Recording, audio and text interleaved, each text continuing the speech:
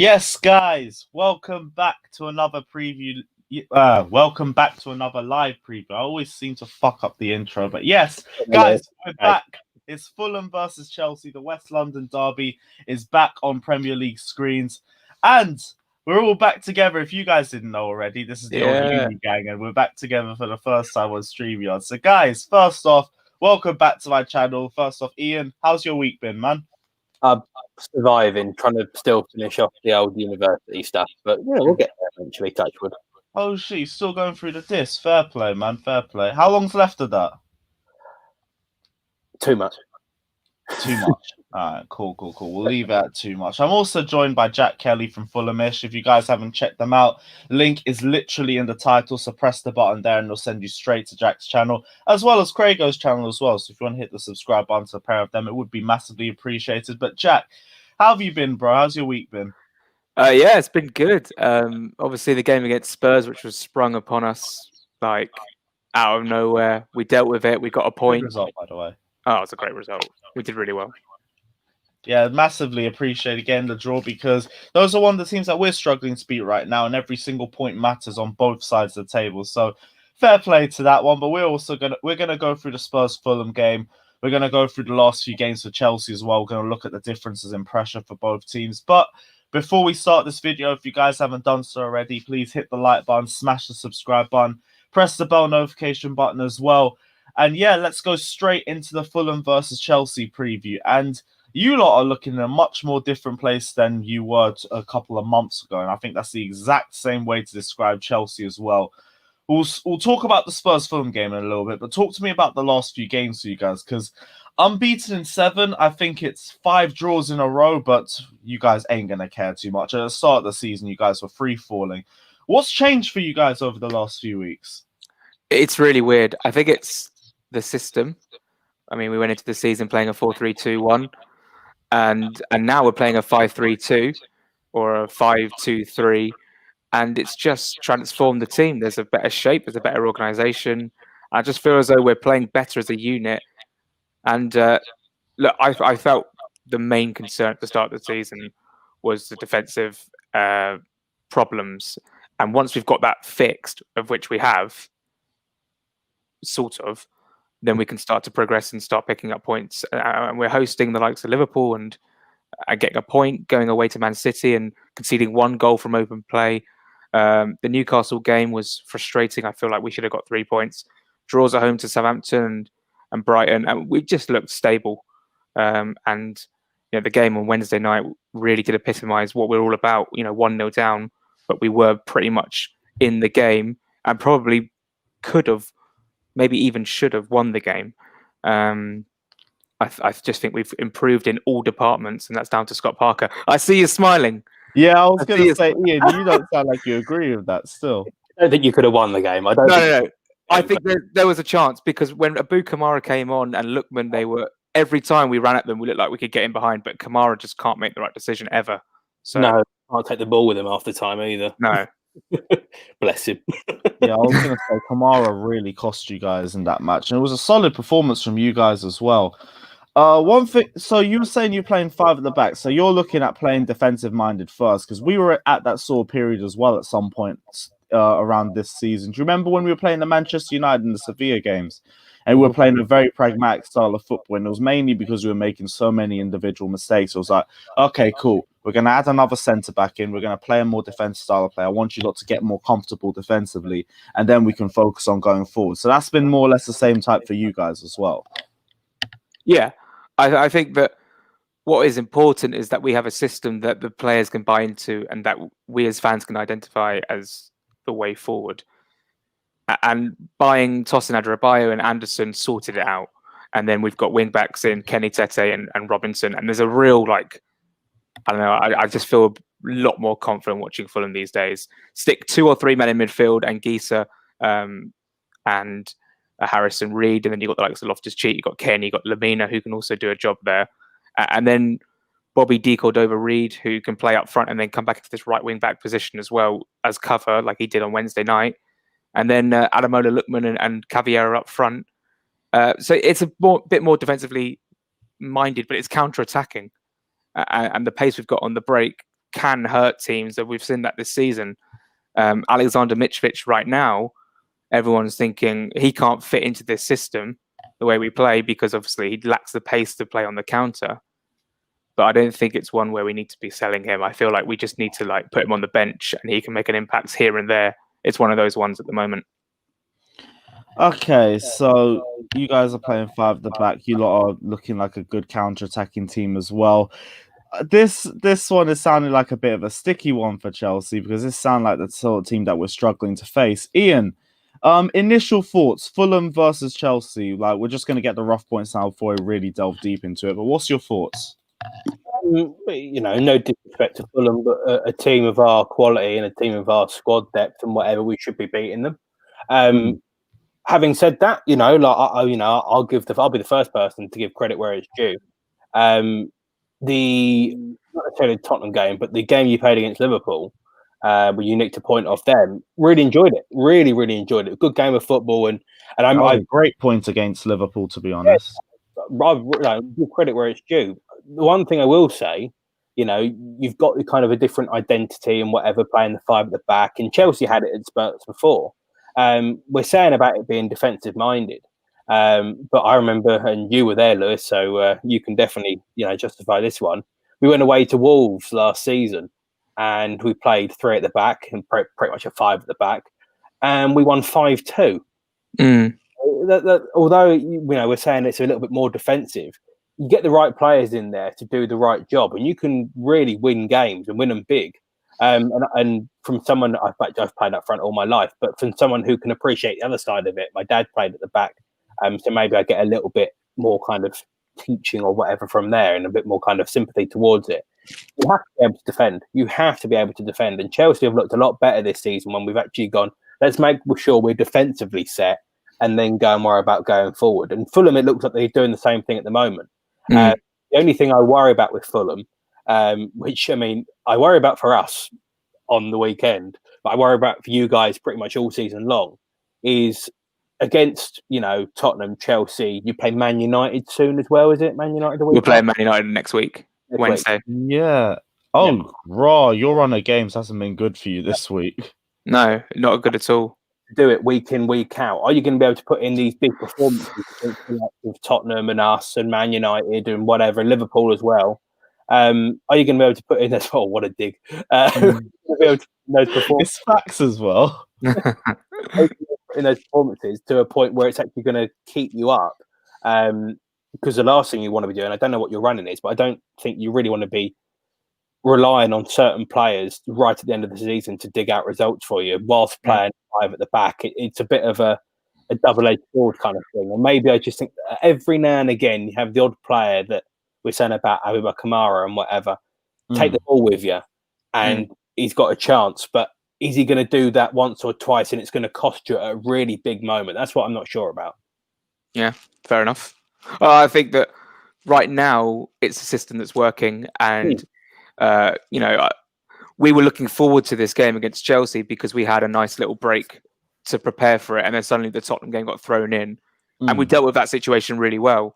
And now the players back in training, whether fatigue might come into play getting around the 60, 70 minute mark tomorrow night, it's just one of those things. It's just my plan for tomorrow is, or hopefully what Fulham can do, is try and get an early goal, or at least, put early pressure on Chelsea, and then just try and contain. I think the back 5 system right now, I think we've conceded one goal from open play in the last 3 or 4 games in the Premier League.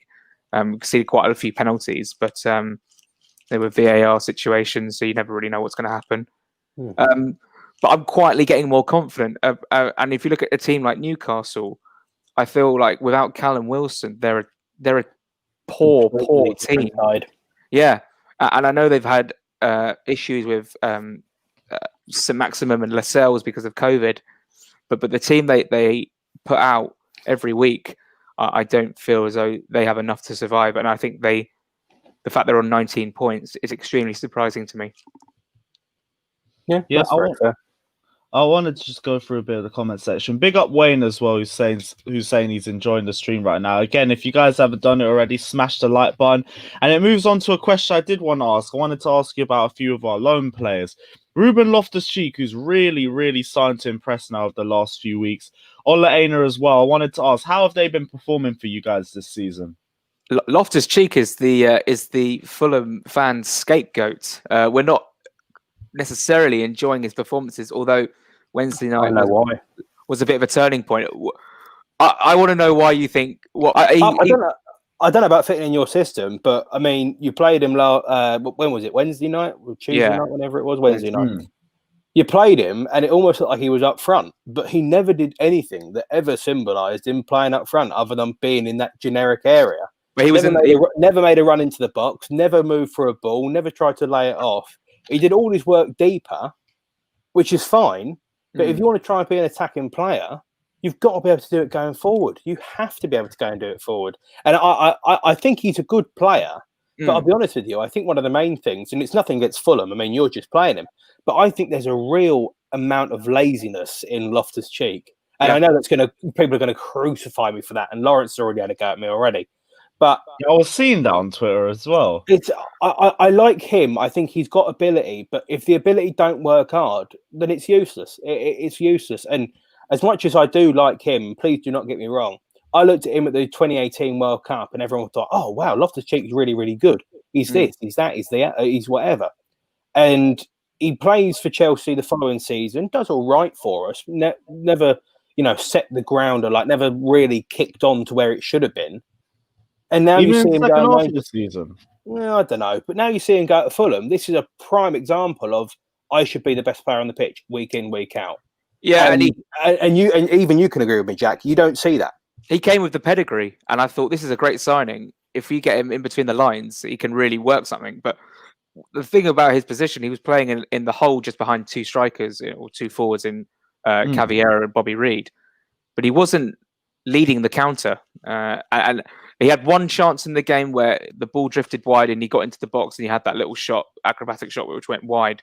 I thought he had an okay game, but in terms of the position he plays, I feel like he should be more involved in the attacking play. Obviously, he can't play tomorrow night. So one of the questions was... It's probably a good thing for you rather than us.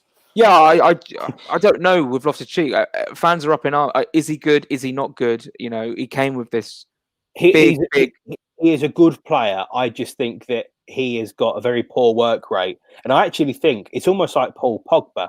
I think if they decided to play Paul Pogba as a proper centre midfielder, even a centre defensive midfielder, that's where you get the most out of him. And I reckon Loftus-Cheek would be the same thing. Then he doesn't have to go and start the counter-attack. He can play one or two balls off, be the late arrival, and then he's going to be a good player for you. But is the effort going to be there to put in that work rate to make the change? And I don't think so. I think you don't rate him as a ball progressor then? Not really, no. I think he can. He's very strong at carrying the ball forward, and whether he plays if he was to play that box-to-box role, again, like Ian said, does he have the stamina? Will he have the work rate to keep it up for 90 minutes? I'm not sure. He is a fantastic footballer. You can tell that. You can tell that he's got quality. Yeah. But it's just the classic. It's not necessarily is he in the right system? Is he in the right position? Does he want to be willing? Is he willing to make the change to get him in the team week in, week out, and make every single player in the store? I was going to say every single fan in the stands, but I mean, there can't be every player on the pitch go, fuck me, he's good. Yeah, I don't see that. The issue is because he's a loan player, he's on loan from Chelsea. Is he going to give 100%? Like, I know he's playing to be in the first team next season for Chelsea, but like I said this morning to another channel, is he going to give that extra 10%? For the team and for the fans, I don't know, and that's always the thing with loan players. On the contrary, Ola Aina, who of course had a spell at Chelsea, came in and he started when he first played. I didn't think the guy was great, and then since Christmas, he's had a couple of really, really solid games for Fulham, and now he's playing as a centre back in the 5 at the back system, which is great because he was playing right back. And the thing with Ola Aina is he's not blessed with the best final ball delivery when it comes to the crossing the ball. So him in a back three, he's very defensively solid, and I think that's his best role for us. And then we've got Kenny Tete who can bomb forward and whip balls in towards whoever's in the box. Champions League semi-finalist. Yeah. He came with pedigree. It was it's a good deal we got. I think it was like 3 million from Lyon, and then again Robinson for 1.9 million from Wigan, Tosin Adarabioyo for 2 million from Manchester City. I mean, these are good deals. And Anderson's obviously on loan from Lyon as well. And I would love to sign Anderson permanently. I think he's top class. There's just been other areas of the pitch where you haven't necessarily bought as well. Yeah, I think the January transfer window, we need a striker. The two I would like is Adam Armstrong or Josh King from Bournemouth. Josh King would be a good signing. Yeah, but I feel like he could be the level up, like West Ham, kind of Everton level. I'm not sure. It is the thing I wanted to ask about Ruben as well. Do you think the issue's more mental with him? Because this is a massive injury that he's only just come back on. And there's also the mental repercussions of trying to get back to your best and trying to believe in your body as well. Because anytime you go in for a 50-50, anytime you progress through the ball, anytime you have the ball, you're sitting there thinking, if anyone comes near me, is that going to be another foul and another potential injury? So do you think that's holding him back as well? Possibly, yeah. I think that he had was it a terrible knee injury he got, didn't he? That kept him out for a year. Friendly man. Over that. Was that in the USA or something? Yeah, it was a week before the Europa League final that we booked a year before, despite knowing we'd be favourites for the competition. It was so brain dead. I think that when you get an injury like that, psychologically, it's going to damage you to any player. And I think that Loftus-Cheek, I mean, it could be in the back of his mind when he goes in for a challenge. I don't want to do this knee again. I don't want to get another injury. And maybe that is holding him back that extra 10%, like I said earlier. So it does play into players' psyche. I think that every player who gets a bad injury like that will be doubting themselves going into those sort of challenges. It's only natural. And I just hope that Loftus-Cheek looks at this game against Chelsea and goes, right, this is the team I want to play for next season. I've now got to give it for Fulham to have that opportunity to play for Chelsea, because I feel like there is a slot for him in that Chelsea midfield. I don't think the Chelsea midfield has probably got worse over the last 12 to 18 months. And I feel like there could be a slot for him next season. I think they've definitely got worse in terms of the last few games. I think here's the thing: our midfield genuinely should have gotten better this season, but it's kind of regressed over the last few weeks. Partly of that's based on the system, part of that's based on the players as well. I think some of the players have looked absolutely lazy over the last few weeks. Only excuse I'll give them on that point is rotation, but same way that turns it on to Chelsea. And I want to ask, and this is an obvious question, but just to panel and to people watching, we're just going to chat about it anyway. How much pressure is Frank Lampard on to get a result in this game? And how bad is it going to look for him if he doesn't get the win in this match? Craig, I'm going to start with you. It's not pressure, it's a standard. I hate to be, a bit critical of Fulham here, Jack, but a club of our standard compared to a club of Fulham's standard, we should be expecting a win. Now, if the win don't come, maybe, if things don't go in our favour or whatever, then you can ask questions. But if we lose, then that's a lot of pressure being put on Frank. That's a huge amount of pressure being put on Frank. If we get a draw, it's annoying. But this is the standard that we should be at. If you are, if we don't win this game, it's below standard. So then you can start to have the questions. But we're going into the game. You have to think that we can beat Fulham, because we definitely can. And we should be. If you can't deal with that, then you've got a problem. But going into the game, is there any pressure on Frank? I don't think so. No, it should just be the baseline. I think the pressure comes of when you have to beat bigger teams.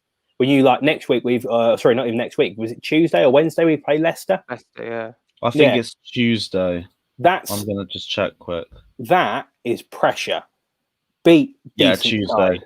It shouldn't be pressure to beat a Fulham. No disrespect to you, but it shouldn't be pressure. But I would say that there is a little bit of pressure because of that result against Manchester City. You need to bounce back against a team coming up from the Championship, and a team who arguably are on decent form in Fulham. And I think that it's interesting with Lampard because you can make very, very, very similar comparisons with Scott Parker. former player, got into a job quite quickly after being the player at that club. Albeit he had a bit of time at Tottenham on the under 18s. One season successful, getting Fulham in the Premier League, getting Chelsea in the Champions League. And now the second season is like, well, what are we actually going to, what is his level? What is Lampard? What is Parker's level? And arguably, I think that Parker Fulham started the season poorly, but that was never down to Parker. That was down to the board not getting in the players in time for the season. And Lampard and Chelsea started like a steam train and now are slowly starting to regress. And we're seeing Parker getting better as a manager game by game. He's got a system now that works. He's got players buying into it. He's got the fans on his side. So it's an interesting contrast. And my friend, one of the boys from Fulham, said on TalkSport that he thinks that Parker's a better manager than Frank Lampard. And maybe at the end of the season, people will start to question if Fulham could stay up and actually, get a stable place in the table, and Lampard and Chelsea don't get into the top four and struggle in maybe cup competitions. Who knows? But right now we need to respect Chelsea because obviously they've spent the money. They've got a better team than us. But I feel like we can give you guys a game, especially after the form we've been on. Yeah, I can't lie, definitely. Is he? Oh, he's been Lampard out since day one, but at the very least, he's been consistent. I like him about as it. well. No. Alex. At the very least, he's consistent. This is why I said I don't want to flip-flop. But one thing I do want to talk, because this thing about he's picked up 3 points this time last season. Now, I respect that, and I also stand by the fact that Frank Lampard does need to improve on this season compared to last season. And one thing I've noticed, we've said for the last 3 or 4 weeks now that he's picked up 3 more points than this time last season. So not only are we doing this badly this season, is it also the same case that's been the exact same thing last season as well? I don't. I said to you, and I've said it for a long time, how should we judge Chelsea at the end of the season? What is progression for Chelsea? And everyone keeps saying about the league position and whatever. And how have I always said to you, Lewis? How should we judge this season? How should we judge progression? Points total. Points. We're 3 points better off. Now, I'm not saying it's perfect. Trust me. Oh no, 3 points worse off. We're 3 points worse off. Worse off. But my point was that we've been 3 points worse off for a good number of weeks now. So have we had the same issue last season then? Well, this is the thing, we're looking at Frank and whatever, it's not, I'm not going to say Lampard out, but, at times everyone deserves to be criticised and opinions had about them, that's part of your job. But at the same time, I quite good, actually. I don't know if you can scroll back up. There's a post here there's a comment here from the back post about the pressure. Pressure from the media after the form. Yeah. Is that what you're calling it? I'm not saying it's everyone, of course, but we have had a lot of things to have to think about. Fulham, the comment that Alex made earlier, have brought in players that are pretty much Premier League proven or proven to be at the level of Villa or higher, which is good thing for them. When we've brought people, you could probably say Werner is of the level. He's been underperforming. Hold my hands up, and even I'll say that. Chilwell has been decent. He has missed a fair few games through injuries and different things, which is what it is. Thiago Silva, he's a player of Chelsea's level. All chill. On the flip side of that, you also do have to take into consideration to be 3 points off where we were last season, but having half a new team is not actually that bad. I mean, that's just the fact. The matter of the fact. And I think also as well, I can't remember who we played and at what points and whatever.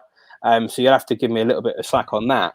But last year, we played Arsenal, we played Tottenham, either side of Christmas.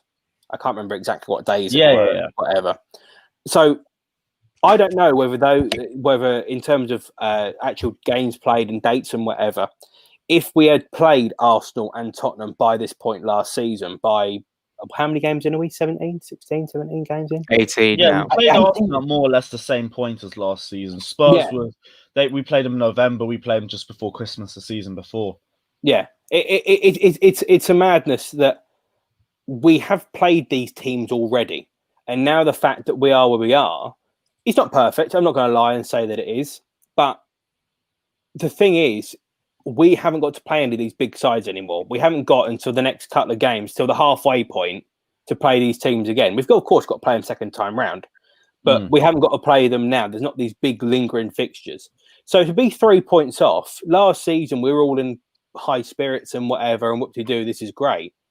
We had a new team last year. It was just full of kids. Now we've got a new team full of people that are coming in from abroad. So the pressure shouldn't be on. You know, in terms of from the media, they're always going to make it out, whoa, Lampard spent 200 odd million on such and such and such. They'll always do that. But flip side of it, going back to Scott Parker, actually, is do you think the pressure's on him? And do you think that the media are getting on his back or not? Because it should be exactly the same. Do I think that Lampard's under pressure from the media? No. Scott Parker's under pressure from the media. No. Parker's now found his spot. He's now found his level. And I think that the pressure that went on Parker was right at the start of the season when we'd lost 3 or 4 on the bounce.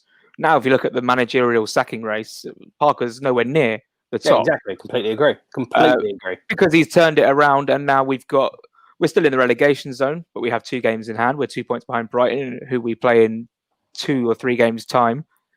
And I genuinely feel like, well, I was saying this yesterday and this morning, it's a big statement, but the way Parker conducts himself around the media, to the players, it just feels great. And I feel as though if he keeps us up, it's the start of something big. Like, this guy could be a very, very good manager and even go on to manage England. And that he's got Parker potentially managing England. Yeah, I could. I've said this as well for a while. He's got the know-how. He's been there. He's done it for not only England, but a number of top clubs in the Premier League. And I just like his aura as a manager. He came in into the job extremely naive, extremely maybe out of his depth.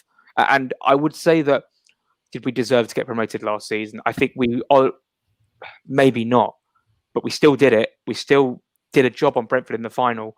And now, it was like someone said this morning on TalkSport, Parker's more suited to the Premier League than he is the Championship. I just feel like he's got that tactical nous about him. Yeah, I'll give you that. And I really do enjoy watching Fulham at the moment. Yeah, I got another comment from Alex here saying it's not a couple of games. Fulham have picked up more points than us in the last 5 games. 2 of those points are against the big 6 teams. I mean, we're nearly at the halfway point of the season. I think Fulham's the last team that we play before we switch around to teams that we've already played. No, I don't think or is it Leicester?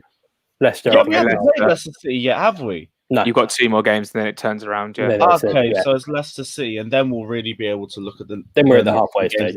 Leicester is going to be the last one of those big 6 teams because I think we can all agree, and this isn't even me throwing shots. Arsenal don't count this equation. I don't care if we got slapped by them. It's about the teams that are above us right now. And the only team that we haven't beaten that's above us is West Ham United. So technically, there is also still 1 game for Frank Lampard to give some credit to himself as well. One question I do want to ask, this one's for you, Ian. Up front, we could go through the starting 11 and who we think is going to start all we want, but we know the back 5 relatively picks itself. Yeah. We know the midfield kind of picks itself as well with N'Golo Kante out for the game. The question is just who really starts out of Mount and Kai Havertz or Mateo Kovacic. But I'll drop that question second. But the front 3, who do you want to see and where? Because there's plenty of potential in this one. There's plenty of different options that you could go for. Mm-hmm. I'm saying if you have to put Werner into the squad, put him at the right-hand side. Same way I understand if you don't do it because you would rather have Hakim Ziyech for this sort of game as well. Mm-hmm. But which one are you preferring? I think we play Werner up top. I think that should be it. We played the game against Morecambe. We played whoever's in front of us. He got on the score sheet. Build on it. Okay, yeah, fine. It's an FA Cup game, but he scored. He found the back of the net. Build on it. Build on it. Build on it. Build on it. That's what it should always be. It should just be build on it. And I know that Timo Werner is obviously our big name signing and whatever, and he hasn't necessarily hit the ground running. Fine, I'll hold my hands up to that as well. But you have to still believe in him because you play him out on the left-hand side and it didn't work. Now you play him out on the right-hand side and it didn't work. That leaves only one place for him. You should play him in his more natural position, which is to be a centre forward, to be that number 9. Hey, if it doesn't work out, fair enough. That's one of those things that goes down in history. It is a player that didn't work out for us at Chelsea. Fine. But you have to include him from the start down the middle. Because if you go, sorry, mate, actually, we're going to prefer Tammy over you, and we'll just throw you out on the right hand side, it just absolutely knocks his confidence. Everything that we did last week in beating Morecambe and playing, relatively well against obviously a League Two side, it just completely undoes it all. So you have to play him down the middle. If it doesn't work, take him off. Fine. But Timo Werner is not going to be the reason you go 1-0 down. That's when you could potentially need to change the game. So keep Timo in, because all of a sudden, if he bangs a hat-trick against Fulham, no disrespect to you, Fulham, and whatever, but you're going to keep the ball. There's a few chances and a few opportunities I saw against the Tottenham game where you lacked a little bit of quality in possession. You had the ginger lad Reed in the centre of the park, but a player like Loftus-Cheek used to go back to the back three all the time. And was it Son that had the opportunity? There was Yeah, no, there was a howler from one of the players at the back, and it just presented the golden opportunity. I can't remember who it was. It was Robinson who went to the ball and completely broke the back five, and they got in behind, and then yeah. If that's Timo Werner, could be a different story. And you have to play on that. You have to play on that, because Giroud's not going to run the length of the pitch by getting a breakaway, is he? Where Timo Werner, a couple of touches out of his feet, and he's one-on-one with the keeper, and you've got to back him to bury it. Say we even play centrally, because that's the thing. They're going to play with 5 at the back, which already means that Werner's going to have another defender that he has to deal with on top of the 2 that he usually deals with whenever we're spamming. So then there's space elsewhere. There's creativity elsewhere. You think the fullbacks are going to stick back and say purely on the wide men? Maybe not. Is Mason Mount going to have a little bit of luck in midfield? Kovacic, whatever. We can produce overloads. There's opportunities for us to get the ball in the box and go through the middle. Will we? That's the thing. Like, I've gone through our through ball stats already and how we play going forward, and we love spraying it to the wide flanks. What happens if Fulham just press us and force us into those sorts of decisions where we have to press out wide, and then we're back to the same old stage 1 of hoofing the ball into Timo Werner in the middle? If Fulham press, there is space in behind. That's where Timo Werner thrives. That's the bottom line. Because we haven't been able to play the through balls doesn't mean we don't have the ability to do them. You look at the likes of Hakim Ziyech, who's whipping balls over the top, and the one that he hit the other day to Hudson. Havertz headed it back. It was for Werner's goal. If you can do that once or twice, I mean, sorry, Fulham, but you could kiss the game goodnight. Especially because one pass can unlock that whole team up, and that is a real factor. You've got to play to your strengths completely, and playing Timo Werner anywhere else than down the middle. Strength sacrifice Timo Werner. Not Timo Werner, Hakim Ziyech, potentially Kai Havertz. You don't know. You've got to play to your strengths. And if it don't work out, change it. That's fine. Okay, so Werner up front, and who do you want on the wings then? Ziyech has to be one, and then I can see the argument for Hudson-Odoi and Pulisic. I can see the argument for both. I don't really mind it. Cool. I mean, you're kind of warming me onto Timo Werner. I can't lie. I would still go for Olivier Giroud in the middle, only because right now he's our best striker going forward. I do understand getting Timo Werner's confidence up, but I also understand playing to the way I think the game's going to go out, and I think we're really going to struggle in the middle of the park. So I would personally go for Olivier Giroud. I think we've lost Craigo as well. I think his connection's gone down a little bit. Okay, cool. Well, that also takes us to a perfect part, because we're going to go through a few of you guys' questions in the comment section below. Craig, I might drop him back out, and we'll come back in a little bit of a second. Yeah, it's just me and Jack for now, but we'll go through a couple of the questions and see what you guys are saying. What's Alex saying here? I'm not against anyone who wants Frankie, and fans like Craig put coherent arguments forward, even though we have different opinions. Or others just label you plastic. Yes, you see, this is what I agree with. Like, I don't mind you being Frank Lampard in. I don't mind you being Frank Lampard out. As long as you can reason behind it and you don't start being too emotional and saying, I want Lampard in because he's exactly what Chelsea is all about. He is Chelsea. If you don't get Lampard, you don't get Chelsea. No, there's a reason why fans prefer results. Like, we have been pushed into a results-driven business. We are a results-driven club. That's exactly what we've won trophies off based on the last 15 years. Do we want a project? Yes. But to have a project, you also need to be hitting your targets. Frank Lampard right now isn't hitting his targets. I'm not Frank Lampard out now because personally, I think that would be extremely reactionary. And that's not me saying people like Alex are reactionary, because Alex, to his credit, has been Lampard out since the start. So at the very least, he's been consistent. Good form or bad form, he said, I don't trust this manager. I don't think he has the experience in him.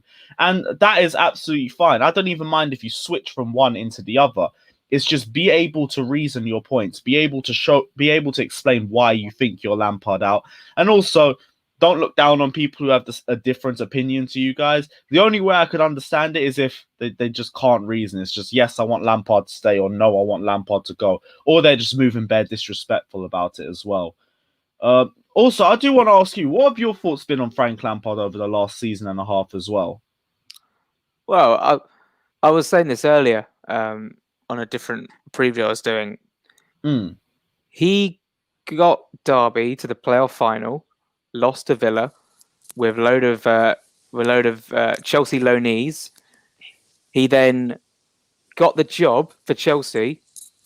I was thinking, right, is that because he's earned it? Because he's the right man for the job? Because he's a top manager? None of those things really were proven at the time because he'd just had the one job with Derby. I feel like the Lampard appointment was based on pure sentiment. And then he got them into the Champions League and had quite a good season with them, very, very good season with them. And then I thought, well, actually, okay, he's proven that now he can compete in the Premier League, get into the Champions League. Now, next season, it's all about backing that up, using the money wisely, and pushing them on towards a title race, at least. And we're not seeing that now. They're in ninth place, 10 points off the top. Haven't beaten a team in the top 8. Like you said, the only team you've beaten above you is West Ham with 3-0. And now suddenly everyone's like, is Lampard a fraud? Was it a one-season wonder? Did he get the job too early? Is he in over his head? Is he in too deep? And I think that Chelsea fans need to see out this season at least, and then review options. Are we in the Champions League? Are we in the top 4? That's the same thing. Did we have a good cup run? Did we get more points than we did last season? Did anyone make progress? I, as a Fulham fan, can't really comment on Lampard as well as you guys, obviously. But from the outside looking in, give him to the end of the season at least. But if you lose the game to Fulham, which could happen, you never know, then people are going to be like, that's going to be pressure on, I think. Okay, cool. I wanted to drop off to this question from Wayne as well. Big up Wayne in the chat. I don't know if we've gone through this before already, but we're just going to run through it again a little bit quickly. What do you think is the best way for Fulham to get a result against us? Victory or draw? But what do you think is your best way of trying to get the most against us? Soak up pressure, hit you on the counter. Ademola Lookman, quick player, very, very good player. Direct, dribbles well, can get a shot away as well. Just be clever in transition. You got the likes of Andre Frank, Zambo and Guisa who can just like train his way through into the final third. Harrison Reed making the blocks. Andre Frank, Zambo and Guisa carrying the ball forward. And then we see our options from there into the final third. Take our chances because we won't get as many as you would like to have. And keep Chelsea out. I mean, we haven't conceded many goals, like I said, over the last few games. And I think that the longer the game goes out, maybe get to halftime at 0-0, confidence is up. And I feel like this game could be there for us, maybe on the counter break. You just never know. I feel like we have to take our chances, though. I mean, that's obvious, but soak up pressure, hit Chelsea on the counter. All right, cool. Guys, we got 174 of you guys watching, so if you guys haven't hit the like button, please smash it. We're going to go through a couple more of you guys' questions in the comment section before we wrap up this stream. Question for Ian. Says who starts, Gilmour or Kovacic? I'm going to just extend this to who do you want to see start in the midfield in general, because there's a couple players that we could talk about, and we said we were going to discuss this later on in the stream, so now's the perfect time for it. Who do you want to see start in midfield? And even more importantly, who do you want to see start at the number 6 with N'Golo Kante out for this game? Kovacic, for me, has to play as a 6. I think he's Kovacic is a 6. I think he's got to be a very educated and very stable, but I don't see anyone else really doing it. The obvious one, of course, as the question says, is Gilmour. But with N'Guisa, Gilmour could get ruined, could get absolutely ruined.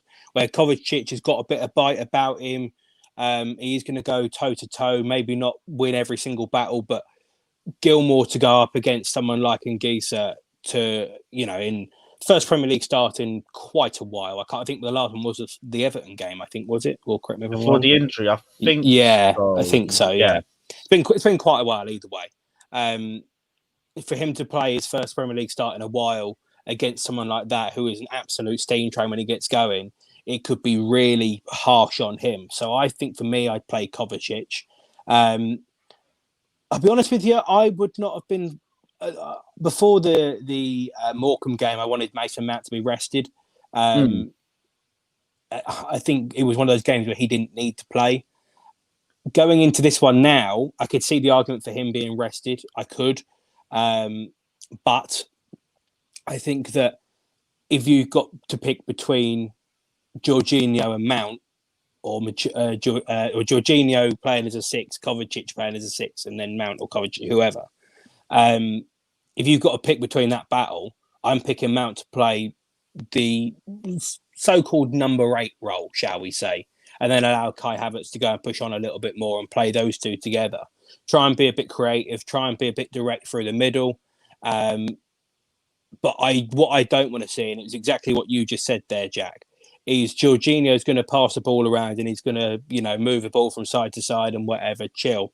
And although he's got the ability to make a great pass in behind for someone like Timo Werner or Hudson-Odoi or whoever it is that's in the right place at the right time, so is the like of Mason Mount, depending on how we play. All Jorginho is going to do is slow down play, and it allows Fulham to soak up that pressure, exactly as Jack's just said.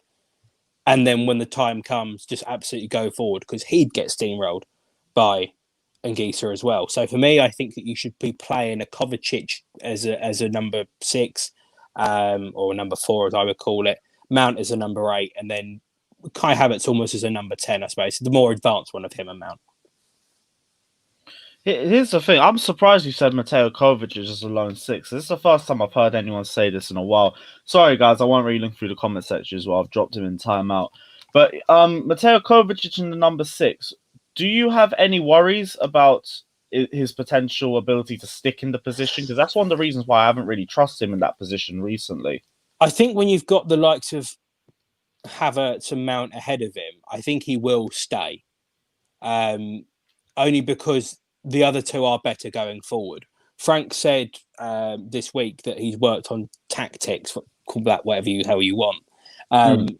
But for someone like Kovacic to be able to sit and know that if tactically we are all set, if you sit, allow Mason Mount to go and do the forward work and then allow Kai Havertz to do the advanced work, shall we say, that's what we want to see. So I think if educated enough, this could be a very familiar looking team going forward. And this is an opportunity to start to build, because I've said it before. I like Kante. I think he's good, but I don't think he's absolutely perfect. And I'll be honest with you, if I could sell him, I probably would, to try and recruit some money for him and move elsewhere and change the angle of how our midfield looks. But Kovacic has got a real opportunity now in this game, because Kante is suspended, to go and make a mark. Go and sit there, go and do that deeper lying role. And then all of a sudden, just like that, he could be a first team week in, week out, no questions asked kind of player. So for me, I think it has to be Kovacic as the 6. And if it don't work, hey, look, we can change it at the point. But Jorginho ain't got the ability to do it for 90 minutes. Gilmore's going to get ruined by Anguissa if put in the wrong position at the wrong time. It's got to be Kovacic. Okay, cool. We're going to go through any final questions we have before we wrap this up. I do want to try and get this going for another 15 minutes. As Reece James has returned to training, do you think he should start against Fulham, or should we not risk it since we have Aspi? Let's not do the exact same thing we did in the Arsenal game again. And again, this is with all due respect to Fulham, but the Leicester City game is the much more important game. It's also the much tougher opposition. I don't see any reason why we play him in this sort of game. I don't see why, because if we play him in this game, we're also going to play him in the Leicester City game in 4 days. And that's the last thing you want to do to a player just coming back to injury. So I wouldn't want to see Reece James start this game. I'm happy to see Azpilicueta start. I also think Azpilicueta's got a lot of undeserved stick. Everyone's saying he's past it because he got done in by Foden. The guy has barely had any game time until the Christmas period. Like, he lacks sharpness, if we're going to be real about it. Yes, he isn't quick. He'll get caught on the transition every now and then. do you expect anything different? Like, he's better going forward than he was a year ago today. Defensively, he's always been as solid. He just gets caught out a little bit because he has a bit of lack of pace.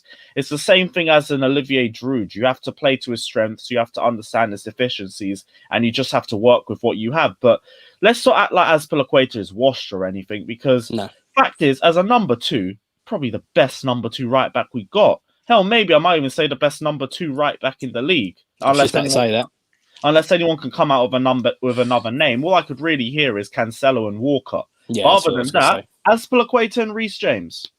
Yeah, and Cancelo's been playing as a left back for a fair amount of weeks anyway. No, I like Dave. I like him a lot. I've always been a very big fan of him. The only thing I worry about is who you're going to play next to him as the right centre back. I know Zuma's been playing on the left hand side a little bit more. Thiago Silva could be exposed if he was to play on the left hand side of the back of a back 2, with Ben Chilwell going forward all the time. So I'd be a little bit cautious of that. I probably would play Reece James. I think it's one of those games that you need to be able to build confidence. And if we go for 2 wins out of 2 against, Morecambe and then Fulham, going into that Leicester game, then he needs to. We should be 100% ready to go. But if Aspi is the one that's played, there's no problem with that at all. It's not as if he's absolute dog. It's a solid choice. But maybe it would just play into the game plans of Fulham and maybe a little bit more. All right, cool. Let me just quickly roll through the comment section. Here we go with the shameless plug, but my preview with the back post will be out on their channel as soon as the stream ends. So guys, check out the back post. Big up Jay and the guys as well.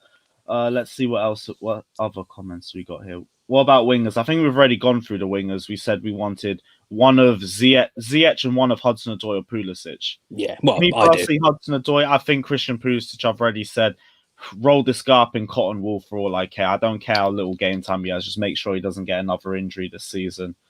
I have a weird feeling about Pulisic that his career is going to be riddled with injuries, and I don't like to say that, but I have this weird feeling, just like someone like Iron Robin, who but this is exactly why I don't want us to start playing him. We played him through the entire Christmas period, and I was like, what the hell are we doing?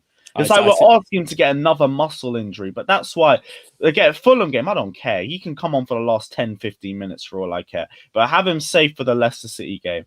Again, the bigger match out of the 2 as well. Plus, I think Hudson-Odoi deserves to run out. He hasn't had a lot of game time this season.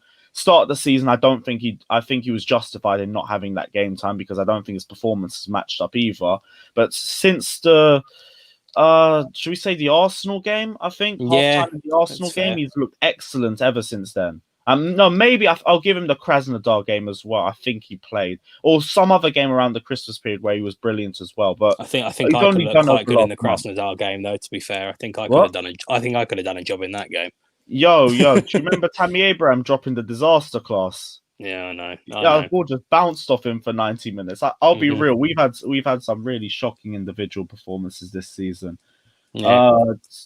Any other final questions? I do think, just as you look for one, I do think that I will change my opinion now and say that Hudson-Odoi should play on the left-hand side, mainly for the reason that if it does get to a point where we need to break Fulham down and they are going to, sit back a little bit deeper, I think that Pulisic is more likely to do a jinking, darting run and get in behind someone than Callum Hudson-Odoi is. But yeah, so... it's every stream, Yeah, no, I think... I think I probably would play Hudson-Odoi rather than Pulisic because Pulisic can make a little bit more of a difference at the end. I'm going to just comment, Jorginho should start tomorrow. Here's the thing. I like Jorginho, and I think he started the season pretty well, but ever since, should we say, the Southampton game, maybe, the 3-3 draw in the Southampton game, he just has not been the same player. Like, he's too slow. He don't even keep his head up and track runs anymore, and that's meant to be the biggest thing about him, is passing. His passing ain't good enough, and I can't lie. Jorginho has been overshadowed by Billy Gilmour ever since that Liverpool game. And Yeah. I've said for months, the only reason why he's still at the club is because we've tried to get a high valuation fee for him that no other club can match this year with the pandemic and everything going around the world. And also because Billy Gilmore was out until December and we needed another player that fit that sort of profile. That's the only thing that's kept him at Chelsea. Jorginho would already be gone if we could have found a better suitor for him. I think Napoli were interested in him, but they couldn't pay the fee that we wanted. There was a couple of other Italian clubs in for him as well. But Jorginho, I like the guy, but as Billy Gilmore's here now, I don't see any reason why this guy gets any more game time. I think he's too slow, and I don't think he's worth 55 million quid. And I said it the other day on a stream. I think was it your one? I think it was. Yeah, about saying there's deadwood at the club. There is deadwood, and Jorginho is one of those players. There's not anything against him. He's a fantastic professional, and you can see that, and he is a good player. But he's deadwood to us. You know, what's the classic phrase? Is one man's rubbish is another man's treasure. That's the one. You know, to someone, he's going to be the right person. Doesn't mean that we should keep him around. It's one of those unfortunate ones. I like him, but I can't justify keeping a £55 million player around at the club on the bench. There's other clubs that would really like him. Like Arsenal were interested in him before they went and got Thomas Partey. And I was worried about that because Mikel Arteta worked under Pep Guardiola. Pep Guardiola wanted Jorginho as badly as we did around this 2018 transfer window as well. So he'd know exactly how to utilize Jorginho. And I know if they signed him, they'd have the entire team flowing through him. And within a season, it will be liquid football. So it's not to say he's a terrible football. He's not saying he's a terrible footballer or anything. It's just he doesn't fit Lampard's system. And that just is what it is. Like, we'll respectfully move on. I think he's been a very underrated player over the last 18 months at Chelsea. Well, no, last season, 2 seasons and a half at Chelsea. He's been a very underrated player who's got a lot of undeserved stick. But at this point, it's done. It really is done. Alex is saying Craigo should play up, be more of a threat than some of our forwards. I think your hold-up play would be better than Tammy, so I'll give you that. You've never seen me play football. I think we played football once at Power League. Well, you were better than I was. But again, I'm also like really bottom tier standards in hell. I was going to say, it was those pink F50s, mate. I knew from the second I stepped on the pitch of you, I knew it was going to be all fart, no poo. I've never had a better saying that describes my gameplay. And my boys are in the comment section here as well. They can vouch for it. I make Bakayoko look like Vieira, which is also half the reason why you'd never see me start for tees. But that is to be fair, that's a good idea, actually. That could be a decent little motive for Chelsea versus Fulham. Get a game going. What a little guys again. Bruv. So someone on Twitter can create a disaster comp on me within 5 minutes. But didn't you lot play a game against was it another Fulham channel, was it? Yeah, we played Fulham Focus in a charity friendly. We beat them, of course. And then we played Brentford just before the pandemic, literally just before everything shut down. We played Brentford in a 90-minute game as well. I played about 5 minutes at the end. We lost 2-1, which was a bit annoying. It'd be a good motive though. No, it would be fun, yeah. Yeah, I was going to ask you this question as well. This song just popped up in my head, but Brentford or QPR, who do you look at more as a real derby? Because here's the thing. Again, all due respect to Fulham, this rivalry stinks. Rivalry absolutely stinks. I genuinely think that if there were fans in the ground this season, this would be the first one that was like, okay, that there could be a bit of edge to it because coming in on decent form, Chelsea a bit in there at the moment. I think 25,000 people in Craven Cottage, or it'll be at 18,000 now because of the Riverside stand. I think it'd be a decent game and a decent atmosphere. But in terms of Brentford QPR, I mean, we played both of them this season. We were terrible against Brentford and lost. We beat QPR in the cup. Right now, because of the playoff final and because of everything that happened, I think Brentford is the one that the rivalry. We don't like them; they don't like us. I've listened to the Besotted podcast like twice, the same podcast twice when they lost in the playoff final because it was so funny. They were just salty and like, oh, we'll be up next season and Fulham will be down, so it's fine. When that might not be the case. So no, that was a good listen. But yeah, QPR, like we played them in the cup, we beat them. I mean, that's just that's just easy, isn't it? Because I don't think QPR are very good at all. Whereas Brentford are a bit of a threat because they're like top end of the Championship. They're the better side, they are the better side. Yeah. I can't lie. We've got less reasons to dislike Brentford than Fulham or QPR. To be honest, the only West London club that's like, okay, I get why we hate them is QPR. Just don't like QPR, and this isn't even taking Phillips goal, wasn't it? They always used to get a result against us. So weird. They beat us in 11-12 at Loftus Road. They beat us 12-13 at the Bridge. I think we struggled against them both times in 14-15, both games. We only beat them by a goal. So, yeah, QPR generally always feels like a bit of heat when it comes to them. But then on the flip side, we go and whack them 6-1. Do you remember when Torres got like hat-trick in the first 15 minutes or whatever? Yeah, it was he went on a madness. The 2-2 draw at Barcelona. That was like the one game where it was like, we finally unlocked Fernando Torres and we got the final in a month. Do you know how gassed we were at that point? I was in the cinema at that time. I looked at the score at half time to see what it was, and I saw we were like 3-1 up, and I was like, oh shit, there's Torres. What? Torres? Really? I swear, we never celebrated goals more than a Fernando Torres, man. We just wanted to see the boys succeed. Bless him. This one's an interesting question. Don't you think Liverpool also spam crosses but just more experienced, even though they don't have a target man? It's a system. They have a better system than us. And they also have players that understand the system a bit better, but that also deals into the Lampard in brigade. And that's why they're saying give Frank Lampard a bit of time as well, which is why I'm patient.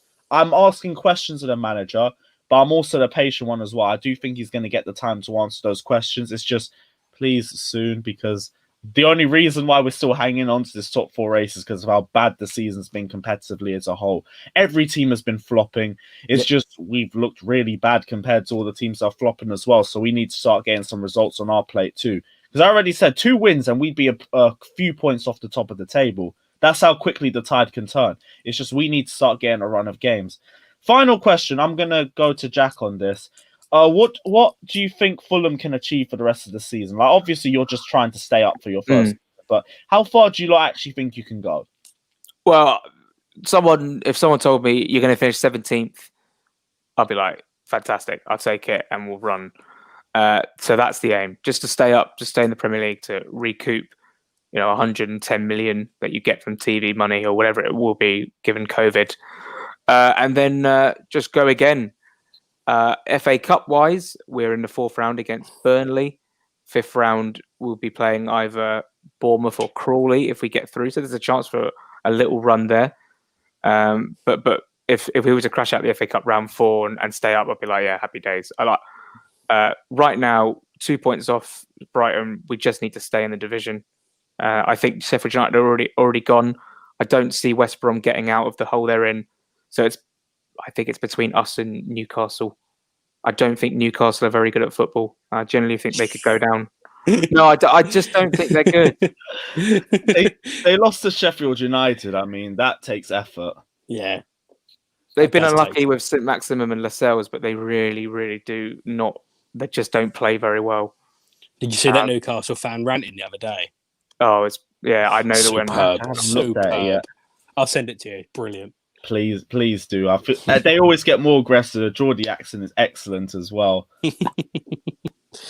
Right. God. I think we're done here. Final comment from Alex saying Callum's life matters. You're damn right. His game time matters as well. So please, Frank Lampard play him, because we're at a point where there's no excuses now. If Callum Hudson-Odoi doesn't start this game, I'm asking massive questions, because based on form, we're talking about players that play on merit. Callum Hudson-Odoi literally should be playing on merit, because right now I think his performances are better than Hakim Ziyech. No, Christian Pulisic has been, and to an extent Hakim Ziyech. Only to an extent. I think he was good in the second half, but I think the first half he wasn't really that good either. The back post video is also up, so guys, check out the back post as well, because we're about to finish off this stream here. Man's also saying set up a GoFundMe to free up Andrin's contract. Please send him out on loan as well, because like we said yesterday's stream, if you think Tino Andrin is getting game time in the 2021 season, you are smoking the freshest bit of AstroTurf. So please get him out on loan, 18-month loan. I'm happy with that. But guys, smash the like button, hit the subscribe button, check out Fulhamish, check out Craigo28 Football, Craigo28 Sports. Smash the like and subscribe button to Carefree Lewis G. We're going to be back live on here in another 2 hours for the Premier League preview show with Babs, with Sam Lavender, and with Who do we have? Do we have Aaron or Flawless? I think we got Aaron on this time. So, guys, check it out at 6 o'clock. But until then, guys, I hope you lot have enjoyed this video. Any final thoughts from you lot? 1-1 draw. Up the Chelsea. Oh, yes, score prediction. Ian, score prediction, bro. 3-1 Chelsea. 3-1 Chelsea. All right, I'm going to go for a 3-1 as well. I'm just going to jump with you on this. But, guys, thank you all for watching. I hope you lot have enjoyed this stream. And until 6 o'clock, take care and up the Chelsea.